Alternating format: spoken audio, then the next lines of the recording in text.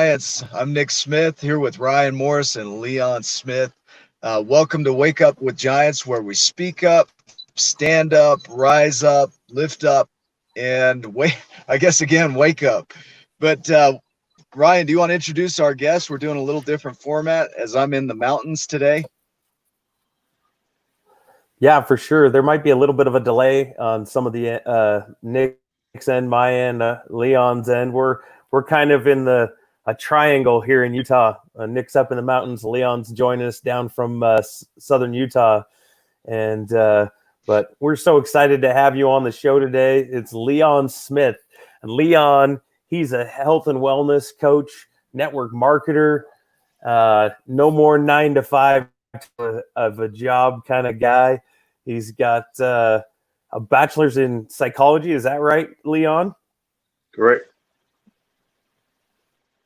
Bachelor's in psychology. He moved from New Zealand to America right before COVID, and he's creating a life of freedom. He's rocking it. I see his videos and his posts, and man, have we got a giant here with us today. We're excited to have you, Leon, on the show. Thanks for being here. Thank you. Excited to be here. Nice. Well, we want to jump right in and just highlight your journey. I have a feeling that just that little intro, and that was just the tip of the iceberg. I'm sure that you've got quite a story. So let's go way back. Let's go back to you growing up in New Zealand. I want to know about your childhood and where did Leon come from? Tell me who Leon is. Cool. First of all, look, I come from the best city in all of New Zealand. So for anyone listening right now, when you go to New Zealand, you go to my hometown, you're listening, get yourself pen and paper, write this down, because this is one you probably won't remember. You probably won't even be able to pronounce it properly.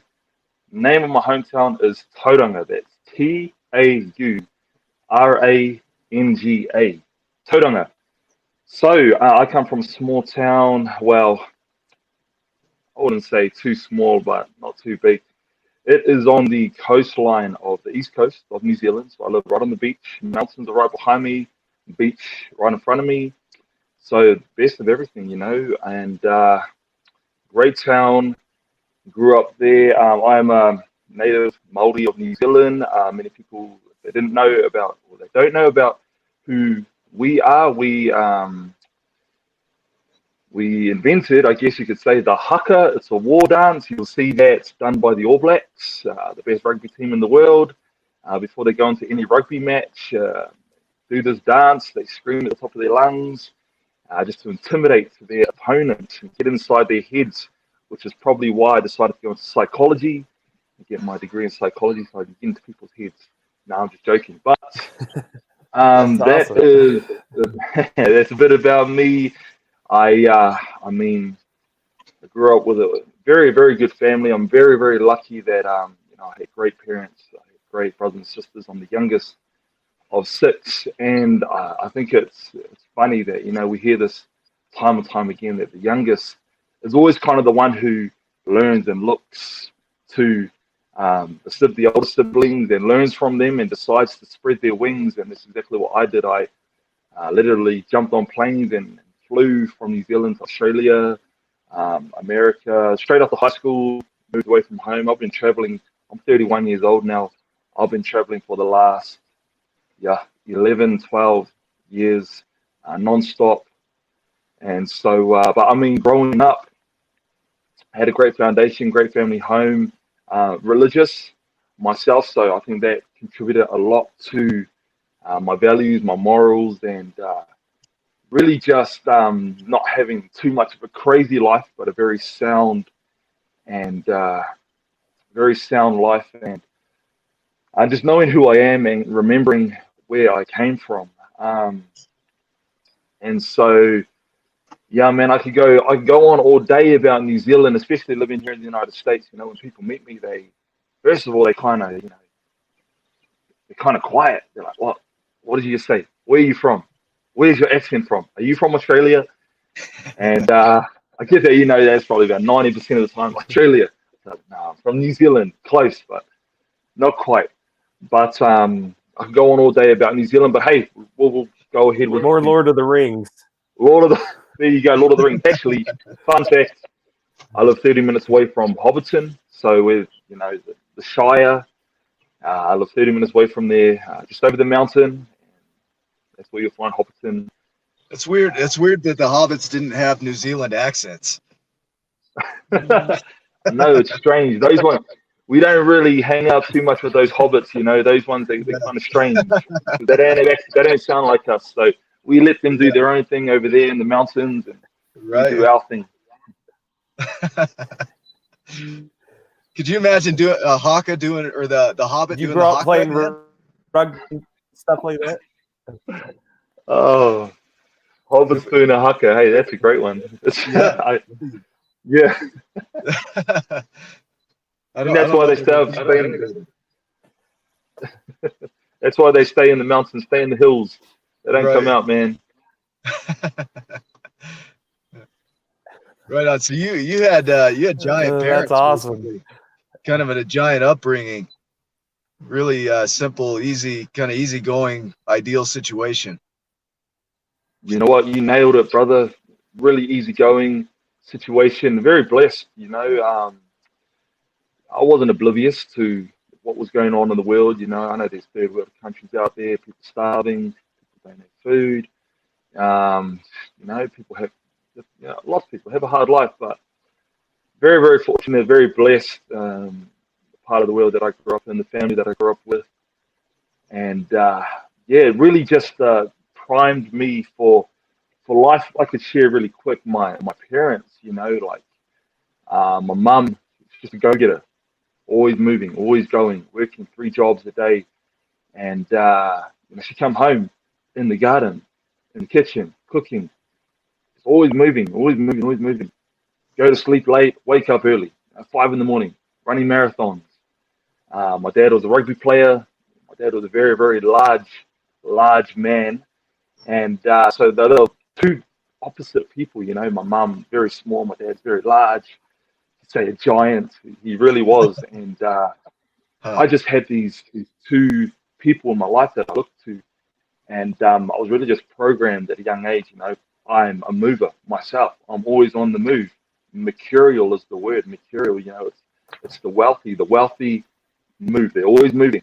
They're always moving their money. They're never still. They're never stagnant. And that's the kind of mindset that I've adopted. And so it was good. Good upbringing, good examples, good role models in my life. Nice.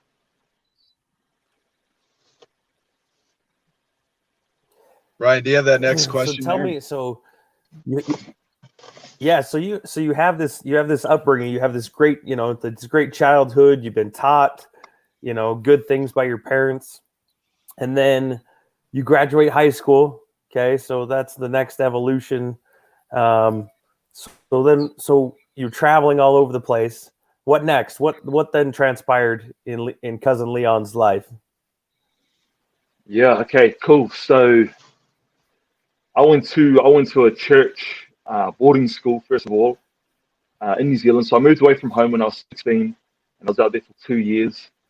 And there's probably about 500 kids there. Not too big, but after high school, I think I'd already got a taste of the travel bug. Because I moved away from home and I liked it. I liked my independence.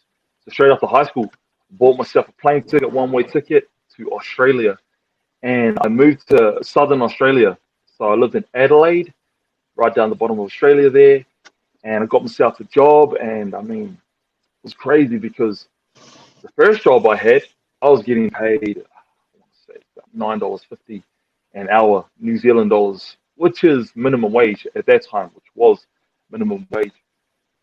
And then I moved to Australia. I moved to Southern Australia, Adelaide, and I get a job, and I'm making $25 an hour. 18-year-old kid, right? Go from $9.50 to 25. What did I say? $25 an hour? It was about $25 an hour.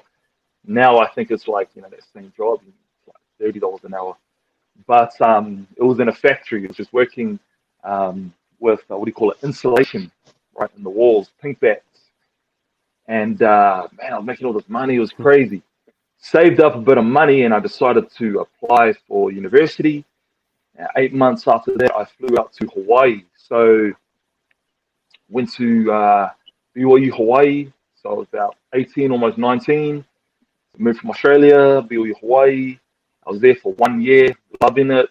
Started surfing. You know, it's funny. I grew up in a surfing town pretty much, but I never touched a surfboard once. I was too busy playing sports, you know, basketball, rugby. So I thought, hey, you know, when in Rome. So I was in Hawaii, got myself a surfboard, started surfing. It was great. I didn't really have, you know, an idea of what I wanted to study, so I just took all my general classes, and that was for 1 year. And then after that, I put my mission papers in. So I'm Latter-day Saint. Got my mission call to Mesa, Arizona, and I was super stoked about that. Leon, for those that don't know, so an LDS Latter-day Saint mission, they go for 2 years, right? That's right. So straight from Hawaii, didn't even bother flying home to see my family. I was like, nah, mate, I'm on the move. Let's do this. Let's go. So I'm 18 years old, 19 now. Got my mission call, jumped on a plane, straight to Utah, straight here. So my first time to Utah. Mission training center. I was there for 9 weeks. I actually learned Spanish. So I had to go through the Spanish because where my area that I was put in Mesa, I actually served in. I started in Scottsdale, and then I went to Phoenix, and then I ended in Mesa, and there was just a ton of Hispanics, right? And so I learned Spanish, or I didn't even learn Spanish in MTC, the Mission Training Center, they call it. But I mean, I learned the basics when I got out to the field and actually started talking with, you know, with the actual people. You know, everything I learned kind of just went out the window. But it eventually came over time with you know, most Latter-day Saint missionaries around the world. They eventually, you know, get the language down of where they have to go to, whether that's Japan or wherever, France. I was in, you know, Mesa, Arizona, Texas. You know, you got to learn that accent.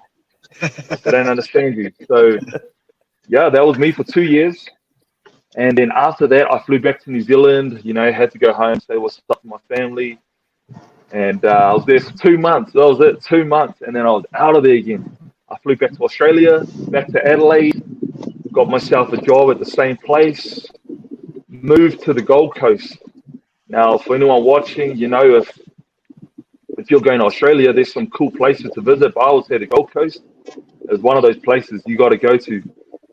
It's kind of like Disneyland, but just spread out. You know, they got all the theme parks. They got Water World. They got Dream World. They got Movie World. It's just a cool place.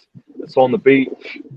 So I was there for a whole year, and I actually started doing my first sales job. Got myself a job doing sales. It was 100% commission, and I think that's kind of what set me up for what I'm doing right now. Is that I learned how to become a salesman. I learned how to talk to people.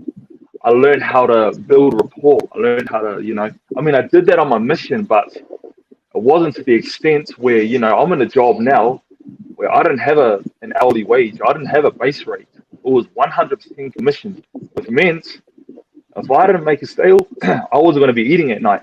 I wasn't going to have a place to live. But I had to make this work. And it's funny, my first 2 weeks in that job, I made one sale. That's it, one sale. So I made I think $30. It was a small sale, $30, and they were actually going to let me go. It's just because, you know, I don't know, I can't remember. I just couldn't get it at the time. But eventually, 2 weeks. I remember one day, there was this one day after 2 weeks, I heard talk that they were going to let me go. One of my friends told me, he was like, dude, you got to step it up. So this one day, I got 8 sales in one day. So I think I made and they were all big sales.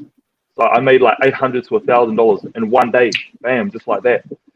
And you know, that was another point in my life that what another stepping for you. What Sorry, changed in that? Like when you were struggling and you were you're trying to sell and it's not working, it's not clicking. What Right. changed that made it so that like Yeah, what changed? You know what? I remember that day clearly. I remember that day. I was on. We went on a road trip, so we drove up to the northern part of Queensland, and we're in a small town. It was a mining town. People there got money, right? They work in the mines. If you know anyone in Australia that works in the mines, they're making money, 6 figures a year. So went up there, and it was my attitude. It all came down to my attitude that day. And I remember because there's usually two of us on the booth together, and I was with one of my good mates, and that was the first time we worked together. And we were just laughing, we were having fun, we were joking the whole day. And people were walking past us. You know, usually we set up outside of a shop. So you walk outside of the supermarket and you'd see us. And you know what? I can see it now. If I was a person walking out of that supermarket, looking at myself, you know, you would have seen these two guys laughing, having a good old time, joking around, invited them to come over and you know, see what's going on. Obviously, you're gonna do it. Yeah, you're gonna say, "Hey, man, what's going on? You know, I'm curious." Went over there and didn't have high expectations. You know, my expectations weren't high. It was just like a whatever attitude. I don't care. I don't care what you do. Just come over here and have a listen. And you know what? That message right there is a great message for life. You know, not having high expectations, working hard, but not having high expectations. Because I think far too much, like far too often in life, people have high expectations, and when they don't reach those expectations, it crushes them. It absolutely crushes them, and then they stop working. Right? Whereas if you have your goals, you make your goals high. Always make your goals high.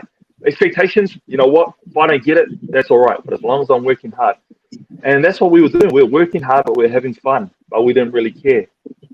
And I killed it. I nailed it. So I've Fast forward. found in sales, you know, to create that 6-figure income, you got to have this space of letting go, and you got to get into that space of it doesn't matter if you say yes or no to me. I'm going to be happy with the experience here. And Ryan's masterful at this. You know, when he gets in with customers, he'll just have a good time, and in having a good time, those people will just want to buy whatever he's selling. It's amazing. And that's what I'm hearing in your story is just get rid of the expectation. You don't have to do this, but set that goal high, but get rid of that idea of you need to do this for me. Yeah. Right. You got it, man. You know what? I read a book about a year ago called The Go Giver. If you haven't read it, great book, Go Giver. Right. And so is that Ivan Meisner? Is that the author? Meisner? Can't remember the author's name, but Yeah. there's a part from the book that I do remember, The Go Giver, right? This guy's trying to make a sale. He has to make this big sale before the deadline, his company's deadline. He's got like a week to do it. He hears about this guy and this guru, and he goes to this guru, and the guru's like, "I want you to take 1 hour every day of your lunch to come and spend with me, and I'm gonna, you know, pretty much introduce you to 5 of my friends." And these friends are all successful in their areas. And I remember he meets a real estate agent. Her name was, I forget her name, but she was a lady that had just killed it in the real estate industry. And she shares her experience about how she went maybe, I think, like a whole year not selling one property. And it was on the day that she was like, "You know what? That's it. I'm done." But, you know, I got one more client. I got one, you know what the heck? I'm going to go and do it anyway. Well, you know, what the heck? Who cares? Whatever. I'm going to throw in the towel anyway. She goes to this job and she just has this whatever attitude. I don't really care, but I want to have a great time. And she does that. And that's the first house she sells. And she, you know, she finds out the formula, which is exactly what you said, man. Just, you know, have a great time, but be authentic, be yourself. And yeah, that's kind of the mindset that I had. So I got a question around that. You know, how often do we go into this space where we need something to happen so badly that it's almost like Tommy Boy, where he like crushes the roll, he's like, I take this cell and I squish it and I crush it and it's terrible and I tear it apart, and then in relaxing like that, he gets what he wants, and it's such a good analogy for life is the more you let go of the outcome, the more likely you are to create what you want. You said it, man. You just got to let go. I mean, as cliche as it is, it's so true. You got to let go. Yeah. So from that point on, so you got this sales job, and you have to eat what you kill, which I actually, man, if you have an opportunity in life where your kids aren't gonna starve to death, and your wife isn't gonna starve to death, but you have the opportunity to maybe starve to death, I think it's a good idea to go get a sales job. If it teaches you so many things about life. If you can do it once in your life, I think it's a good idea. It's taught me the same type of things. I had similar experiences. I own my own business, and I've done sales jobs. And if you don't bring in income, it's not coming. It's not walking through the doors for you. You have to literally just go after it and eat what you kill. So you have this job anyway. From that point on, then what? What changes for Leon from there? Man, well, 6 months later, I become the number one, income earner in their company. So my team, not to mention my team, becomes the number one team in the company, right? And it's funny though, like I don't mean to throw this guy under the bus, but the guy who kind of trained me, I guess you could say, this guy, he absolutely like sucked, but he was one of those guys just loyal to the company, good friends with everyone at the top, good friends with all the big bosses, the area directors, area managers, area trainers, just one of those guys, just friends with everyone, but just sucked at sales. Anyway, it was his face, right, on the I guess the nationwide top teams in the country, and he's taking all the credit, right? He's just like, yeah, man, I'm the man. And you know what? I don't really care too much about it. I was like, yeah, whatever, man. Like, I got, I'm paying my bills. I'm happy. But eventually, I was like, yeah, no, you know what? I want mine. So, end of that year, I decided, I don't know what to do. You know what? I might as well go back to Hawaii, catch some waves, and might as well go back to school. So I decided to go back to school. So I'm back to BYU. I eventually found I wanted to study psychology because I just, after that year in sales, it was just so interesting learning about people, learning about myself. Another great thing I learned from sales was being able to remove your emotions from the sale, right? Removing, and in a sense, becoming a robot, just becoming an automated robot. And that's exactly what I became because, some days when you have 30 people in a row that tell you no, it can mess with you. It can really mess with your head, right? So, I mean, I had my little, and I mean, we learned about the law of averages and all of that. And so that's what kind of kept me leveled was I just, turned into a robot and I just started marking down my numbers. All right, no, I figured out that my law of averages was 1 in every 10. 1 in every 10 people were going to say yes. So that's what kept me going, just my numbers, It became a numbers game. And so I loved all of that. I love the psychology of sales, which is eventually why I studied psychology. But it's different, when you're sitting in a classroom, and I'm in Hawaii, I'm sitting in a classroom, and I'm actually learning about, like, there's so many different psychology courses. I'm trying to remember now, but there was classes that had nothing to do with what I wanted to study. There was like calculus psychology. I'm like, mate, I didn't come back to university to pull out my calculator and start doing equations again. I did that all back in high school, but I had to do this class. It was required. And you know what? There's just more and more classes that they weren't what I thought they were going to be. And so eventually, after 3 years of doing that, I kind of lost my passion for what I thought I was going to do. I thought it was going to be one way. It wasn't going to be that way. Learned a lot of cool stuff, but eventually I got my degree and I said to myself, you know what, this isn't really for me. So ended up beach bumming it for another 6 months. So I was in Hawaii. My visa, I had about 6 months. Sorry, I had about 3 months left on my visa, but I wanted to stay for longer. So I got myself an internship, and it would have given me a year and a half. So I was like, sweet, I can stay in the US for a year legally. I can stay here in the US legally for another year and a half. I get an internship. So I got an internship, and it was paid. It was paid. So I got a job. You know what? I got a job it was kind of like a trainer of the tour guides, because I'd been a tour guide, right? I became a tour guide my last year of university, and if you guys follow me on Facebook, on Instagram, my name is Cousin Leon. I became a tour guide my last year of university, and that was my name. It was Cousin Leon. So I'm taking people on tour around this place called the Polynesian Cultural Center. Now, for anyone who wants to visit, all the islands of Polynesia, and they don't have enough money, well, the next best thing is to go to this little center in Hawaii, on the North Shore of Hawaii.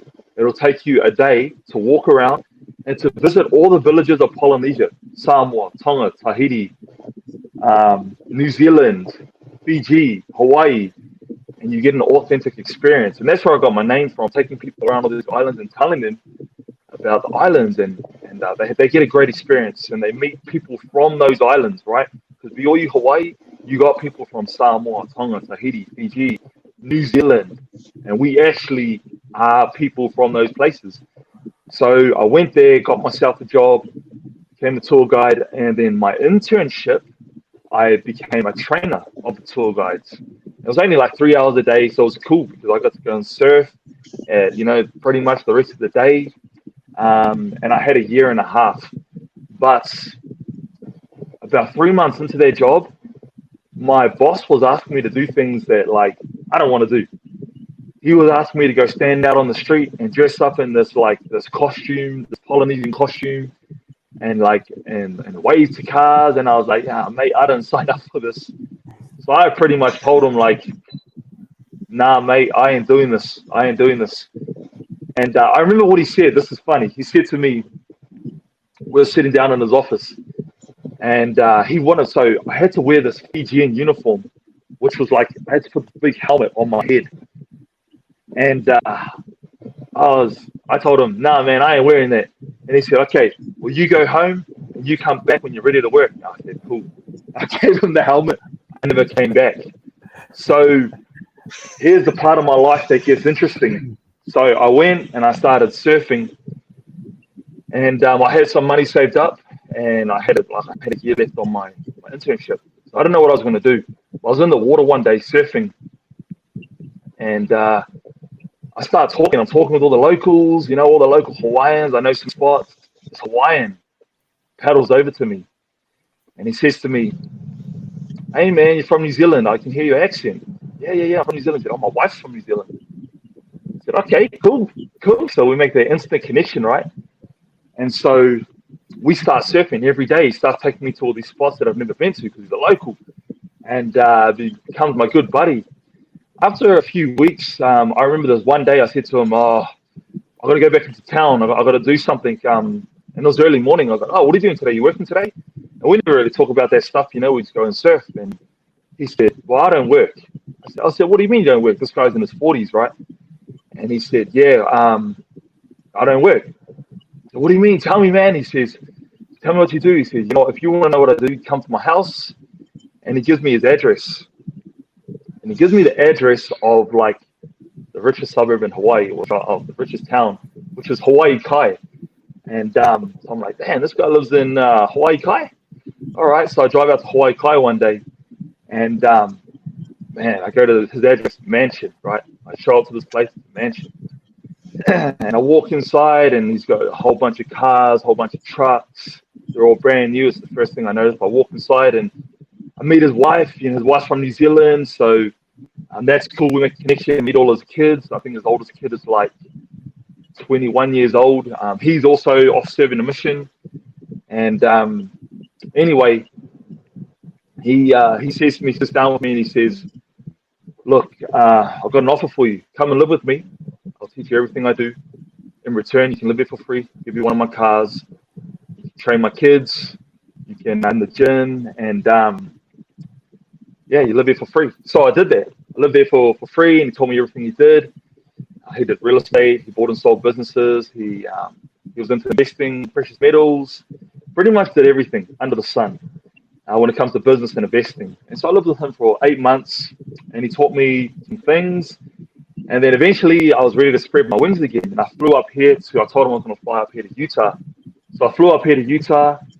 I lived hey, you guys just stop me whenever you want, and my story goes on. But I'm up here in Utah. So I flew up here, and where did I move to? I moved to Orem. So my cousin lives in Orem. So I moved in with him. And I said, "Look, man, I don't know what I'm doing here, but yep, go ahead." I was just going to say, so your mentor, so finding somebody like that is a lot of times that's critical. That's a key aspect. Sometimes they'll find you and give you an opportunity like what your rich dad, poor dad of sorts did for you. Yeah. But sometimes you have to look up and go down a giant path, go down this big journey, and get outside of your comfort zone. I mean, you've done some stuff. You've gotten outside of your comfort zone, and then had a little bit of an awakening where you looked up and went like, "Hey, man, I don't want to be dressed up in a Fijian helmet, dancing on the street type of a thing. I want more out of my life." And that's where you had that realization, that awakening of sorts, and then found a mentor, a giant, somebody else that has found success to teach you and help kind of guide you in your direction. So keep going with your story. This is great. Dude, yeah, exactly. You made reference to Rich Dad, Poor Dad. I had never really read a book in my life, like an actual educational, apart from school, like a self-help book. The first book you got me to read. So, I told him my situation. Sorry, going back to my mentor in Hawaii, told him my situation, bro. I quit my job. I wasn't going to do that. I think that's kind of what intrigued him. And he said, "You know what? Come to my house." So when I was with him, we went and bought the second biggest, bouncy house. Is that what you call it here in the United States? Bouncy house business in Hawaii. We bought the second largest one on the island of Oahu. Yeah, I mean, great for birthday parties for kids, and it was for sale. And he bought it, yeah. So he was like, "This is going to be your business." So he went and bought it, and then we kind of learned it together, bought it off this guy, and he kind of, showed us how to pump up everything, how to do everything, and he gave us his existing clients, and I made new clients along the way. And so that was me for that whole 8 months that I was living with him, was running this bouncy castle business, learning about things like, how to write a ledger, how to track all my expenses, track my everything, and just kind of everything about business, but still amateur, like I didn't know anything. All I knew was it was cool. I got to work for myself, set up these bouncy castles, and but it did set me up for success. I mean, every week, once a week, the family would get together and actually play cash flow. We would pull out Robert Kiyosaki's cash flow board game and play it, and learn about the rat race, learn about, doodads and having kids and all of that kind of stuff, but finding a way to buy businesses, buy rental properties that are going to give you passive income, that are going to help you get out of the rat race and into the fast track of life, where we as giants want to be. We want to be in the fast track where we're getting paid by our investments, where our money's working for us, right? So I'm up here in Utah now, and I'm with my cousin, and he knows about this guy. He's like, "Dude, when you get the chance, you need to move up here with me, and let's do something together." He's like-minded, just like myself. So we eventually And you guys will probably know a few people that go to this place. But we eventually jumped into this group, real estate group or school, the School of Renatus, right? So I know you guys probably know a few guys from Renatus. But we go to Renatus, and it's just this big real estate investing school. And I actually get enrolled, or we actually meet the top income earner right now in Renatus. His name is Nate Lambert. If you don't know Nate Lambert, he is the #1 income earner in America with Renatus. I mean, I think right now he's up in Alaska with his family. All he does is travel the world. So this guy enrolls us, and I'm with him for the next, how much longer do I have on my visa? I think I had like 5 months left in the States. So I was there, and one thing led to another, and the time was expiring on my visa, and I'm trying to learn. I'm trying to cram as much as I can, just learn about wholesaling, learn about just everything about real estate. One of my friends approached me one day and he says, "Hey, dude, let's go out to California and do some summer sales." So I'm like, "Yeah, dude, I need some money." So I go out to California, and I get out there, and I realize I get out there after the first week that I don't have all the right documentation, and they see that my passport and my visa is about to expire. So they're like, "Dude, you can work for us, but you can't get paid. Like, I'm sorry, we can't pay you." So I remember I'm out in California, I'm out in Anaheim, and I'm sitting there, I've got like $50 in my bank account. So I'm back in this place again where I'm like, "Dude, you got to make something work." And I don't know what to do. I honestly didn't know what to do. I had $50, and so I called up my boss from back in Utah, and this is, I don't know if I should share this or not, but I'm gonna share it anyway. I have a social security, right? I have a social security.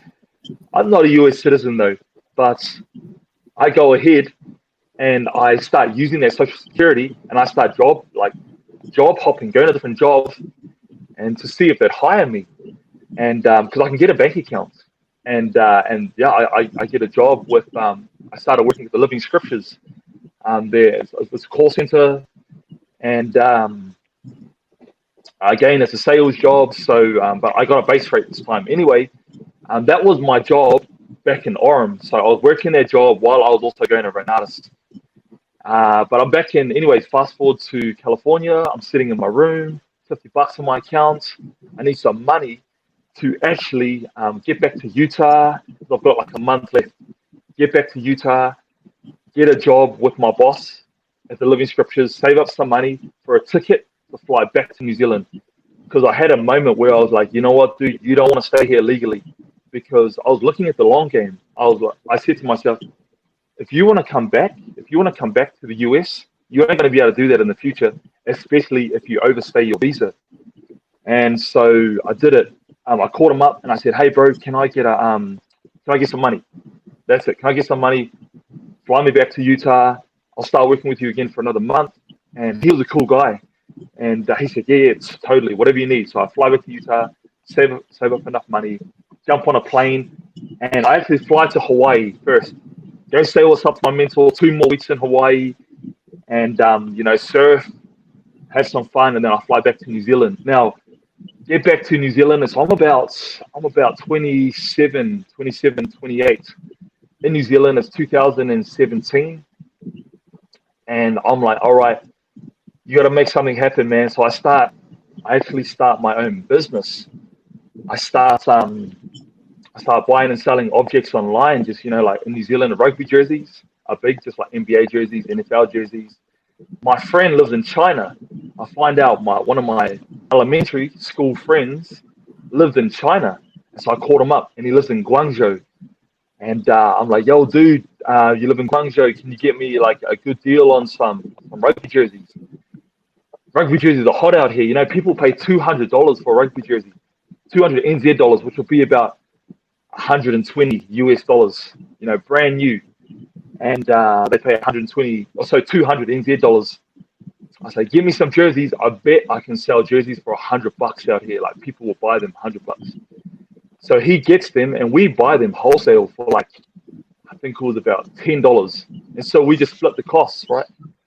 He pays $5, I pay $5, and he sent like 200 jerseys for my first order, 200 jerseys from China to New Zealand, and I literally made a bed in my car. And if you follow me on Facebook, you'll see that I've talked about being homeless, because that's exactly what I did. I made a bed in my car, and I lived homeless all around New Zealand, just slept in my car with 200 jerseys in the back of my car, and I sold those jerseys for $100 each, and so I was making an $80 profit on every jersey, pretty much, after expenses, $80 profit. I was splitting that with him at the end of everything, 40. No, actually, I wasn't splitting it with him. I was taking 60. I'd give him the 20. But since he was from New Zealand, he had a bank account here. I'd just chuck it straight into his bank account. And,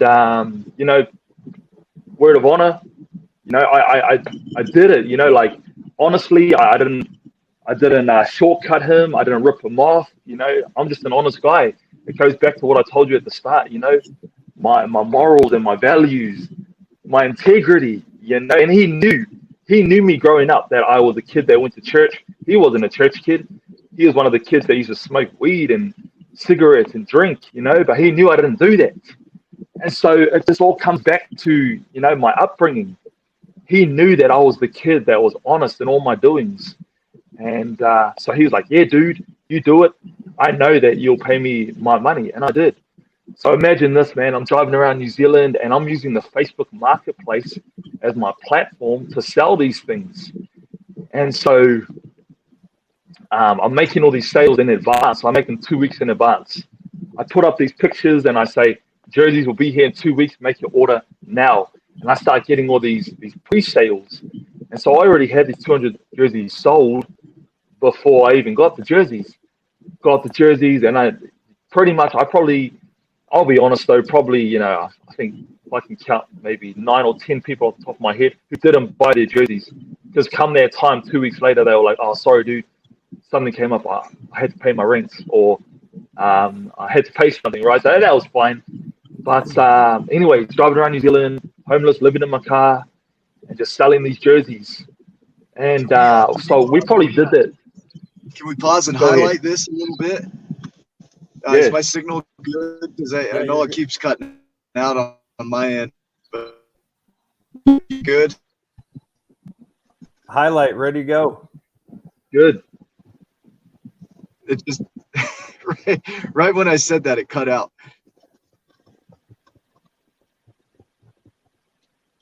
Man. Well, I guess I don't. Can you guys hear me now?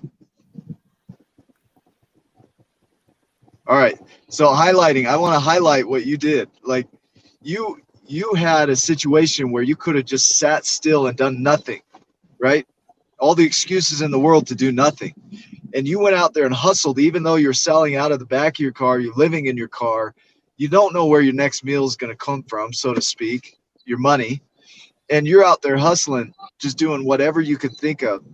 And, going back even further, talking about this guy that took you in psychology, they say that if you can create a win for somebody, then that win is just as impactful as if they had created it themselves. Does that make sense? So this guy gave you an opportunity. He showed you what it could be like to live like he did.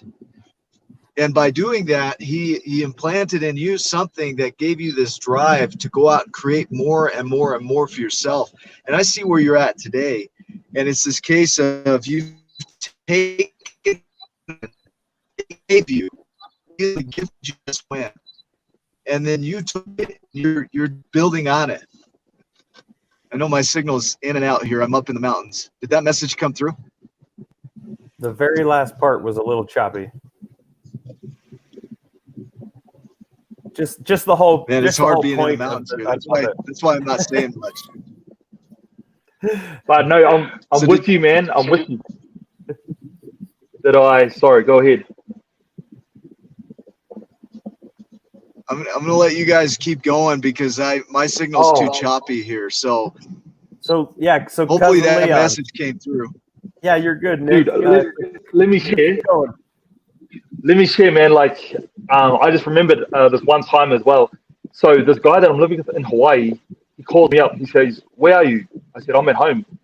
He said, "I'm at the bank. I need you to do me a favor." I said, "Yeah, sure." And this is to show you how legit this guy was, right? He said, look, I'm at the bank. I can't leave. I'm with the bank manager.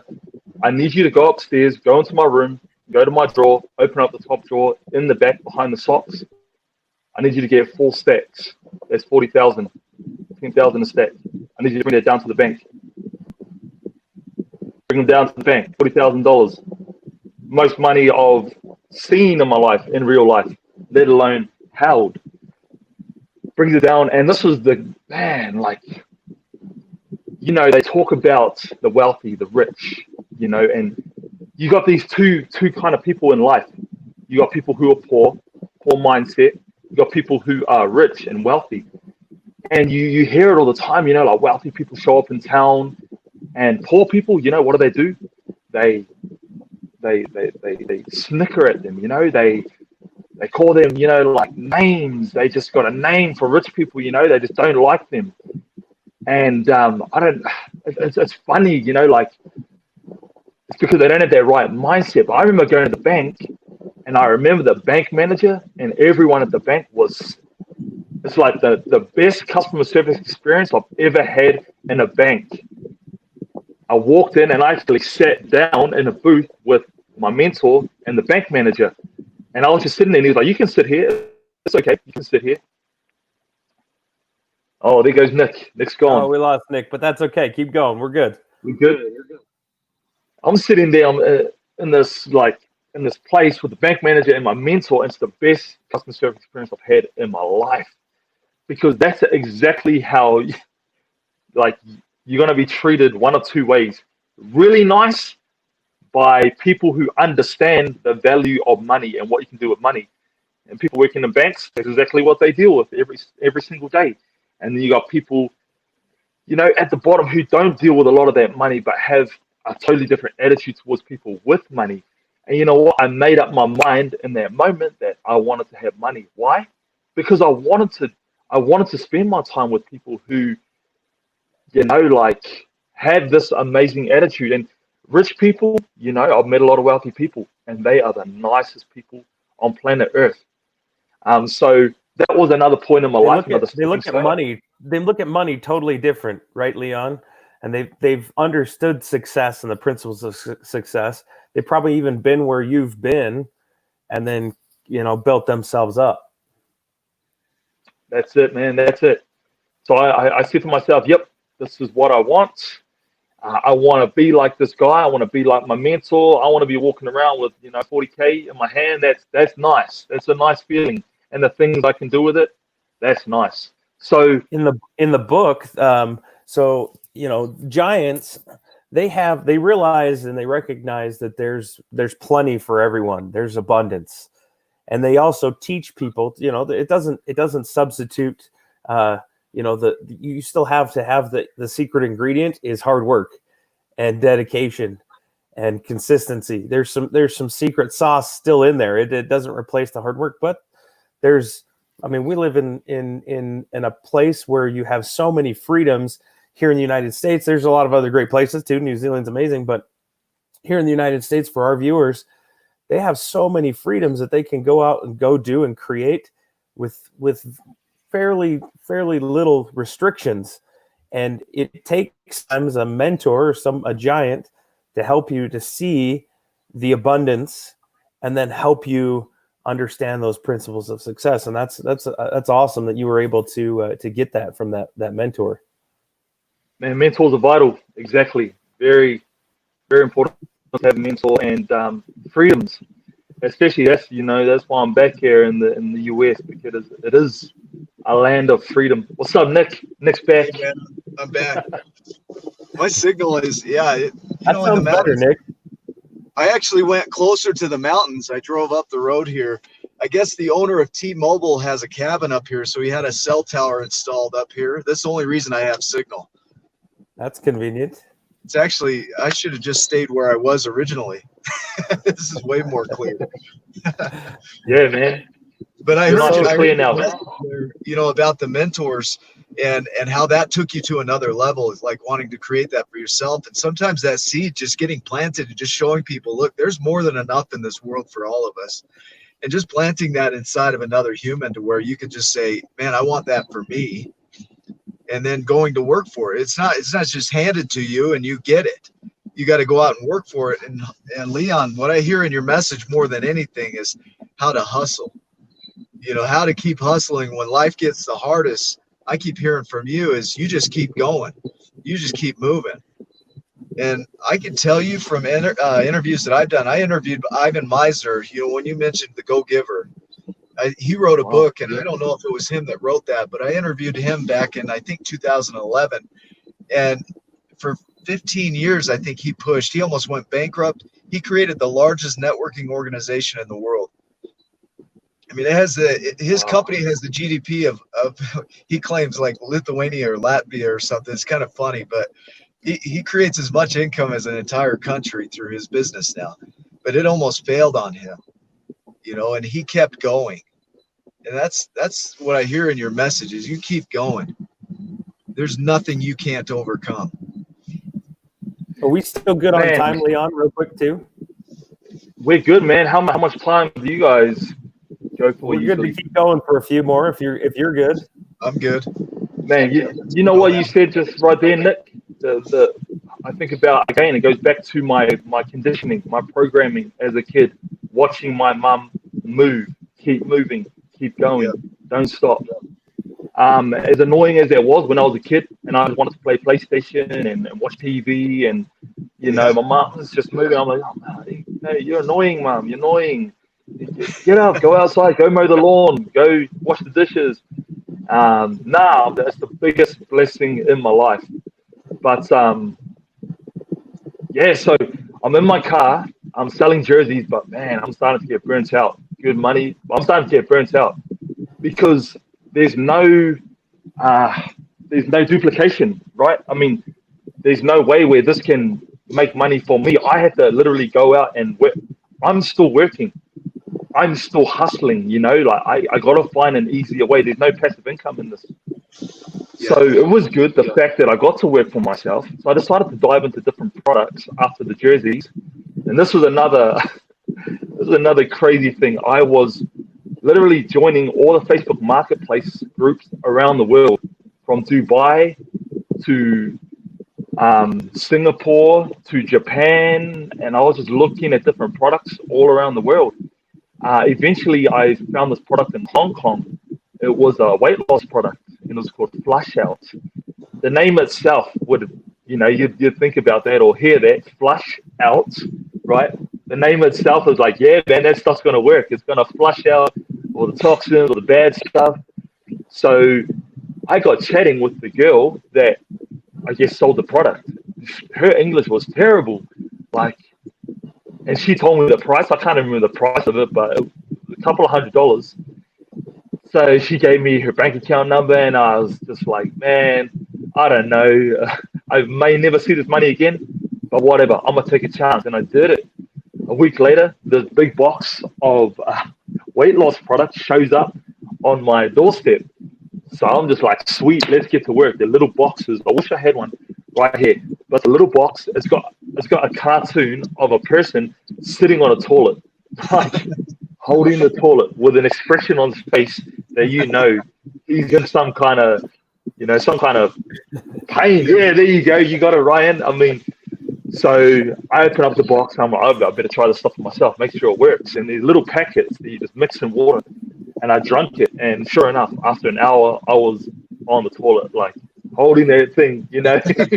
So I said to myself, wow, this stuff works. That's awesome. Let's get to work.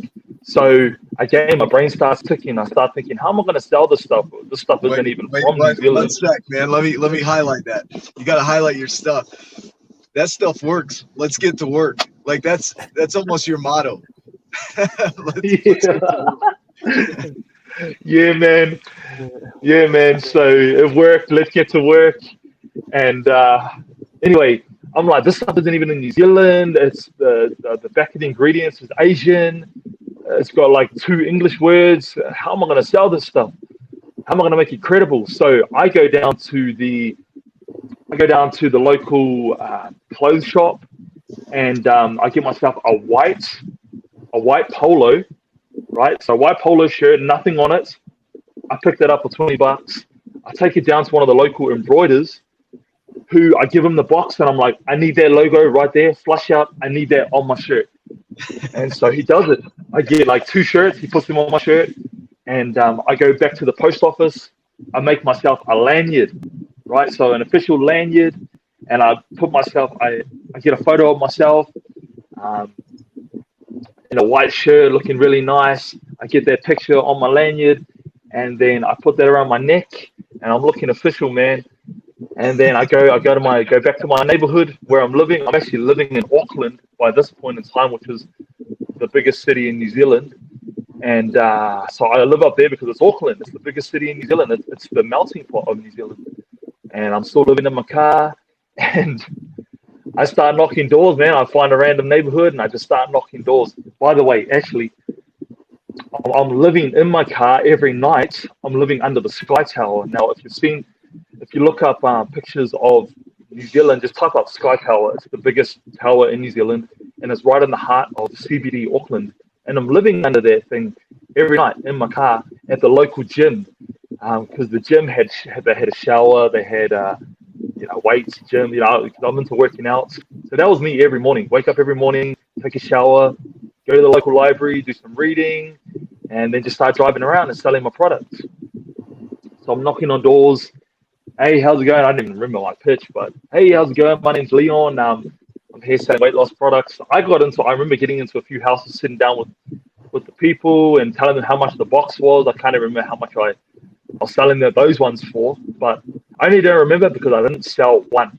I did not sell one box. That's the only reason why I don't remember. So didn't sell one of those boxes. Anyways, my cousin, I ended up giving him the whole box. I was like, screw this, man. Screw this. I ended up getting myself, one of my friends, I was on, I needed money. One of my friends was like, dude, come and get a job with me. So I only got a job with him for the next 3 months, looking after juvenile youth, looking after kids who used to steal cars and rob houses and, just juveniles. They were from 12 to 18 years old. So that was me for the next 3 months, just looking after them, making some money, saving up some money. And eventually it got to me, like, dude, you know better. You know better. But, I said to myself, once I find my next opportunity, once that opportunity comes to my life, I'm taking it. Yeah. My friend calls me up one day, 3 months later, from Australia. Hold 1 second. Yep. I'm going to lose you. I'm going to stay on as long as I can, but my battery's not holding. So keep going with your story. I'll come back and watch this after. You're in good hands with Ryan. So, Ryan, you're going to hit the finish out here. But, man, I'm impressed. I just want to say before I lose you how impressed I am with your work ethic. Man, just unbelievable. It shows in your videos. It shows up every time you get on and you post something and you get with somebody, you inspire them. I've seen this gentleman that you're working with that's losing weight right now, and you'll get a chance here to talk about what you're up to currently, as we wrap up. But I just hear this drive in you to just keep going no matter what. And I want to honor that in you before I lose you here. I just really appreciate that, Leon. Thank you. Yeah. Thank you. So thank you. I appreciate that. Keep going, and I'll listen as long as I can. When you see me go blank, I'm still alive. I'm just not alive on the phone. Okay. Cool. All right. So I'm in this job. I'm like, man, this is not where I'm supposed to be. And I think for anyone like ourselves who are high achievers, high performers, we have this moment in life where we say, this is not where I'm supposed to be. I got to find a way out. So my friend calls me up from Australia. Hey, bro, what are you up to? Dude, I'm just here in New Zealand, just surviving. That's it, just surviving. He said, dude, at least come to Australia and survive in Australia, you'll make some better money. And he wasn't wrong, The minimum wage in Australia was just way better. So my car, I pretty much ditched my car to go back to my parents' house, left it there, bought a plane ticket, all my money I had, flew out to Australia.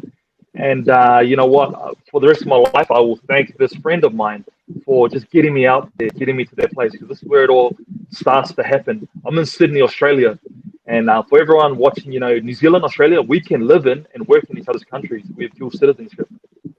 And so I was living there, working there, and I got a job loading containers. But you know what? I actually said to myself, I'm gonna come out here and I'm gonna do something. I'm gonna make something work now with the money that I'm gonna make. And I've always been into the gym, working out, using supplements, pre-workout, protein, creatine, BCAAs, you name it. I used it. I said to myself, I want to start my own supplement brand. And this was around the time when it started exploding. The boom started happening on social media, right? With new pre-workout and just any kind of supplement that was coming out. So I said, yep, I'm gonna get my own brand started. So I started making some calls around Australia. I found a manufacturer down at Melbourne, and he told me that it was going to cost me $50,000 just to get started, just to make about 500, 500. It was pre-workouts. So 500 bottles would cost me about $50,000 just to get started, manufacturing everything. So I said, okay, well, if that's what it takes, then that's what it takes. So I went and got to work, and that was my dream, was just to begin my own supplement brand, supplement line. So I got myself a job loading containers. Now imagine this, gentlemen. Imagine this. I'm in this 40-foot container, and these are the kind of containers, like shipping containers. And so I get a job, a night shift, starts at 4:30 every day, ends at 10:30 at night, so 6-hour shifts. And these containers are just dusty and dirty, and when it gets dark, it gets dark. And so I'm out there working, making money. I'm making about $900 a week for 30 hours, which is pretty good money. And then, oh, there he goes. Oh. So just me and you, Ryan. Hey, we got this, Leon. Keep going. We're good. All right, so I'm in this container, loading containers, and so this is conveyor belt that comes down out of the factory, and boxes, for 6 hours straight, just come down this conveyor belt, and I'm at the end of the conveyor belt, just pumping them into this container. The container's like, it's pretty high. It's about, I want to say, it's about 8 feet high, and not taller than 8 feet. I want to say at least, probably just under 10 foot. So, and then some of these boxes, they ain't light, they're heavy, 45-pound boxes coming down. That's the heaviest boxes. And so I'm just loading, I'm breaking my back. I remember my first night I went home broken. And it was probably about 2 months into that job when I realized, again, it hit me, dude, you're not where you're supposed to be. My supervisor's behind me, he's yelling at me to go faster. Dude, and I'm the fittest guy in that place, because I'm in the gym every morning. I'm the fittest guy in that place, and he's telling me to go faster, and it's starting to eat at me. And I had this moment where I'm looking at this wall, this black wall. It's like 9 o'clock at night, and it's just dark. My light on my conveyor belt, which is supposed to be on, has gone out. And I'm looking at this wall, and I'm kind of, metaphorically speaking, I'm looking at my life. I'm in like an enclosed container. I'm in a prison, and I'm looking at darkness. And I'm saying to myself, is this what you want for life? Is this what you want? Is this going to be a cycle? Is this going to be a circle with you?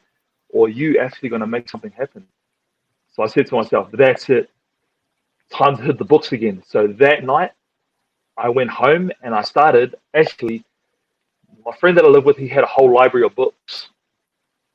And he had the whole Rich Dad, Poor Dad series. I don't know why he had them in his house, because he didn't even read them. But he had the whole series from Robert Kiyosaki. So I went back and I started at number 1, Rich Dad, Poor Dad. Read it. Book number 2. I read number 2, number 3, number 4. Kept on going through me, and I was just eating them, devouring them every night after work. For 2 hours, I'd get home like 11 o'clock every night and just read for 2 hours. Wake up early in the morning, read, go to the gym, go to work, go home, read. I was trying to find a fast way to make that 50K to get my business started. And, for anyone who hasn't read the Robert Kiyosaki books, he just, his main portfolio is real estate and investing. That's it, real estate and investing. He is the real estate guru of the world. So trying to find a way, okay, maybe I have to get back into real estate. It wasn't until I got to the 5th book, Retire Young, Retire Rich, which is when the light bulb hit me. I found it. I found the opportunity. Towards the end of the book, he said this. He said, let me introduce you to a few other ways that you can begin making passive or residual income. right? And he actually said this in his own words. Robert Kiyosaki said, "If I could start again, this is how I'd begin." And I mean, first of all, he was mentioning like you could become a music artist, you could become an author and create books and create this way, to make money work for you and make passive income, residual income for the rest of your life if you made something that would sell forever. Harry Potter being a great example, right? I mean, J.K. Rowling, I think she writing those books for how long, making nothing. Eventually, right, when the book was finished, Harry Potter, I mean, that book is going to sell forever. So he was just mentioning different ways that you can make money, but then eventually talked about network marketing. He said, if I go back in time, I would start with network marketing. Why? Because it's a low buy-in and there's low risk, and you can create multiple streams of income. And I had heard that word for years and years and years, multiple streams of income, ever since I began with Renatus. Multiple streams of income, owning multiple properties. And when he said network marketing, I didn't have any idea what that was, but I jumped online and I started typing up the top network marketing companies in the world. And I actually typed up the top 100 network marketing companies in the world. And I'd heard about all these names before, Amway being at the top, because they've been around since what, the 1940s, 1950s. Mum and dad, uncle and auntie, they actually use those products. I remember now. So there's Amway, there was yeah. There was after that was Avon, so like skincare product, makeup, and this is network marketing. All right, so I started going through all the different companies, and a few different companies. It's just the products that weren't really resonating with me, and it wasn't until I got to the company that I'm currently with now, which had a whole line of workout supplements, whole line of weight loss products, more energy. And it was the workout supplements that really caught my attention. They already had a line of pre-workout protein, something that had already been created, something that I was trying to create for $50,000. I found out it was only going to cost me a few $100 to get started and actually try that stuff for myself and see if it worked. So I did that. It just so happened that at that time of my life, I was eating, McDonald's every night after work. I was hungry and lazy. I didn't want to go home and cook a well-balanced, healthy, nutritious meal. I don't want to do that. So stopping at McDonald's every night, I put on a bit of weight. My energy levels are pretty low. So I said, perfect. I'm going to be my own guinea pig. I'm going to use this stuff. So I bought myself a pack with the company. Am I allowed to mention or? Yeah, for sure. We want to highlight everything that you're doing. So fire away. Let's do this. Yeah, man. The company's name was Isogenics. I'd never heard of it before. Did a little bit of research, found out they were from Arizona. Cool part about it was I found out that just in reading that the protein content in the shakes that these guys had were from God's green earth of New Zealand, my own country, right? So when I saw that, I was like, hand on heart, had a moment. Right there, right? Yeah, I was like, wow, I know that place. I actually grew up there. And I do know we have, some of the best dairy in the world because I come from a green country. And so I said, this company's smart. They're actually getting the ingredients from the best ingredients, from whoever has the best ingredients. And I started doing a little bit of other research. They had like a whole bunch of Middle Eastern herbs and stuff like turmeric and just all the good stuff that I'd heard about before. So by reaching out to the best places in the world to get the best ingredients. So got myself a pack. It was amazing. My first 2 weeks in was amazing. My energy levels were probably the first thing that I noticed were good because I was drinking energy drinks every day, 2 energy drinks a day. I was eating candy, chocolate out of the vending machine at work every night just to give me that sugar rush. I wasn't needing it after 2 weeks, just using the product. And then after my first 30 days, I had lost a bit of weight around my midsection, retained my lean muscle, which is what every dude kind of wants. We don't want to lose that muscle. We want to lose it where it matters, right? Around the stomach, around the midsection, which is exactly what happened for me. So I had a mentor. So I jumped on a Facebook group and I found some mentors. And so I just told them, look, I'm a hustler. I'm a go-getter. I don't have to tell you my story. All I want to tell you is I'm gonna go get it. If this works, I'm gonna make it work. And so they lived up the road in Australia, in Brisbane, which is about a 10-hour car ride, 1-hour plane trip. And so, yep, we got started. And so, long story short, man, 27 months later, 28 months later, here I am, working full time with this company. And as far as the levels in the company and where you're at, I've watched some of your videos, so I know this more than maybe most viewers at home. But talk about where you are as far as your success in isogenics, and then also what you're doing now. I want to kind of highlight that so that we can lead people and guide people to you as well. Of course. Well, let's see.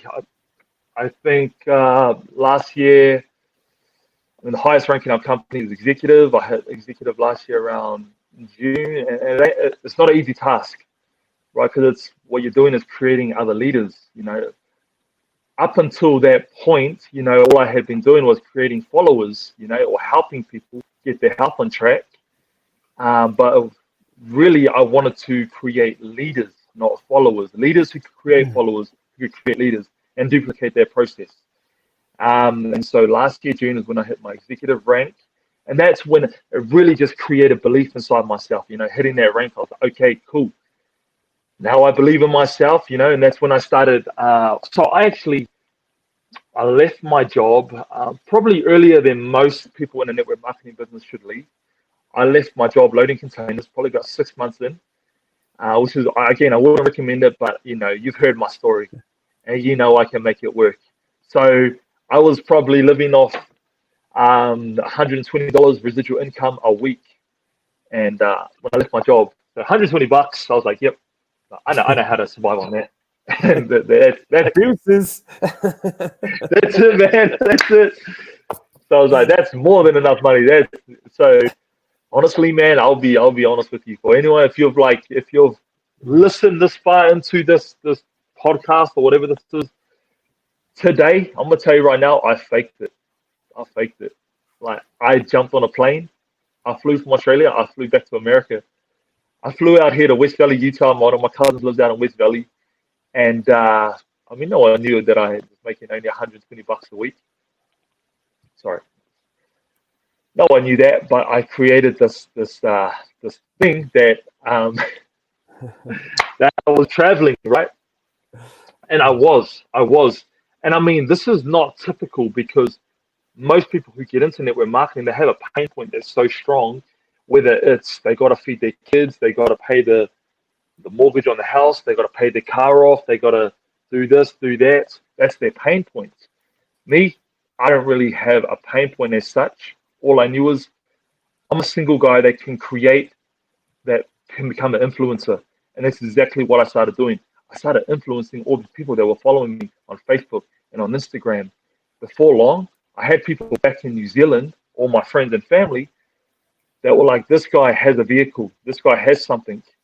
And so that's it. All I was doing was bored for my life. Sorry, really quick, man. My headphone's about to die, so I'm going to switch to my phone. You're good. No worries. So in highlighting Leon's journey, a lot of times you need to. Yeah, you're good. I was just continuing talking. What people need to do is find out, get more clear on their goals and their what they want to accomplish. You definitely had a goal of what you wanted to be, what you wanted to do. You envisioned, hey, I want to be like my mentor. I want what he has. You got a little bit of a taste of it, so you can feel it, touch it, taste it, smell it. You got to hold the $40,000 in cash and go march it down to the bank and then let go of it and realize it's not yours. But now you got to actually see that and feel that.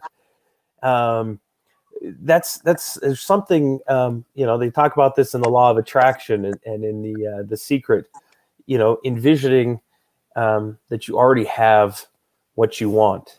And you did that. That's essentially what you did. And then you found the vehicle to get you there. And then you went to work, right? Right. And so, I mean, it's as people can see from your story, because it's a long story. There's a lot that happened, and there's tons of details that weren't included in that you could probably tell story after story after story of trial and error and of ups and downs. And cousin Leon just kept going. He kept working hard, kept persevering, kept rising and grinding, and now where you're at, executive level in the company, you've got and tell me about your fitness stuff, your routines, and what you do on Facebook, because that's a lot of the things that I see. I see late night with Leon a lot of times out in a parking lot, right? Tell me some about that stuff. Yeah, man. So, I mean, network marketing is its own beast.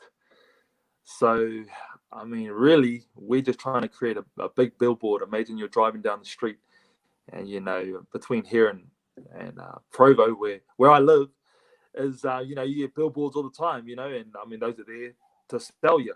And so that's exactly what we're trying to do as well, which is create this big billboard and attract people to our product, to our service, what we have. So, when you see me late at night, or when you see me doing workouts, all I'm doing is really just creating a billboard and just showing people that, hey, I've got something here, and just creating curiosity more than anything. I mean, because in the game that I'm in, again, it's sales. I'm always reaching out to people, and I'm always getting no's. I know how to deal with no's. It's a numbers game. I know that. But I know if I'm consistent and I keep showing up, eventually, that's the cool thing I love about this business. Eventually, those people, when it's the right time, it's the right place, they're in the right headspace, they're going to come back, and I think we spoke about this before our podcast, is that, you never know. The person who says no to me today, in 1 year's time, is sitting down with his doctor, and the doctor says to him, mate, you need to change your diet, or else you're going to die in 2 years, 3 years, 10 years shorter than what you would have. You need to change your diet. Who are they going to think of? The billboard, cousin Leon, working out, right? Because I stay consistent. I keep showing up. It's not all sunshine and roses. It's not. There's these days, there's weeks where, I mean, I get nothing. I literally get nothing, but that's okay, because I understand the game. I understand that I keep showing up. I have high goals. My expectations, though, they ain't high. As long as I know that I'm working hard, putting in my best effort, eventually what I want to manifest, right? What I want to attract, you spoke about it, the secret, the law, law of attraction, all of that, it's going to happen. So, that's awesome. Yeah, no, and that's exactly it. And I'm in sales as well, and I know what my closing percentage is roughly. It varies a little bit, it fluctuates about 5% up and down. Sometimes it could dip below a little bit, but I know about what my closing percentage is. Sometimes somebody comes in and I could go through 20 customers and get 20 no's, but then the 21st and 22nd, maybe the 24th, 25th, 26th goes down, right? And so that's the averages. That's the law of averages. That's the numbers. If I would stop it, if I know my closing percentage is 25%, well, technically 1 out of every 4. Sometimes if it dips, 1 out of every 5 is going to say yes and buy an RV from me at Camping World. That's where I work. But if I would stop at 4 or 5 and get no, and I'm like, that didn't work. I'm done. Well, maybe the 5th or the 6th one would have been the one that bought, but I stopped. And so I like your message of keep going, be resilient, find the mentor. There's so many nuggets in that whole thing, and I find it consistent between all the giants that we've talked to and interviewed. This is episode number 16, and if you go back and watch the episodes, what they have in common is everything that you've been talking about.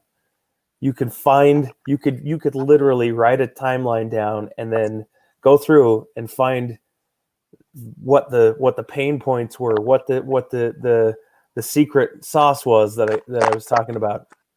And a lot of it comes down to hard work and dedication. And Leon, you are the epitome of hard work, dedication, and then giving somebody else an example of showing up. And we're so happy that you were able to join us today on Wake Up with Giants. I feel like that there's so much more of your story in the future. If we could get something together and do another episode of sorts, maybe even more specialized, where we have a more specific topic to cover. Would you be open to joining us? Totally. That would be awesome. Now tell us where to find you, Leon. Tell us where we can see you, where we can come watch Cousin Leon. You tell us what you're up to right now, how to find you. Yeah, cool. My handle on Instagram is Cousin Leon, the word cousin, Leon, Leon, right? Nice and easy. And then on Facebook, you can find me under Leon Smith. There's 2 accounts, I believe. Haven't gotten around to deleting the one I don't use, but hopefully you get the right one. So, Friend one or the other, or both, and then see what happens. Or both. Yeah, actually. Yeah, both.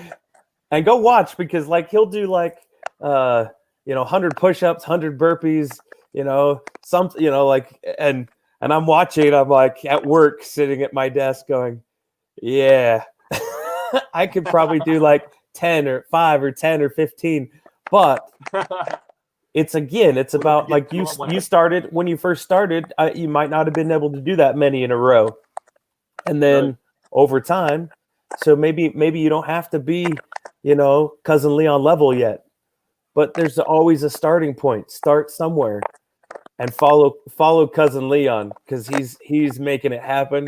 And thank you, my friend, so much for being on the show today. You're the best, and we'll have you again. Is that all right? That'll be great. Thank you. Okay, buddy. Enjoy your weekend. It was 4th of July weekend, so go relax, and we'll get back at you another time. Awesome. Appreciate you. My friend. Take care, brother. Ryan. All right. All right. Take care. Bye-bye.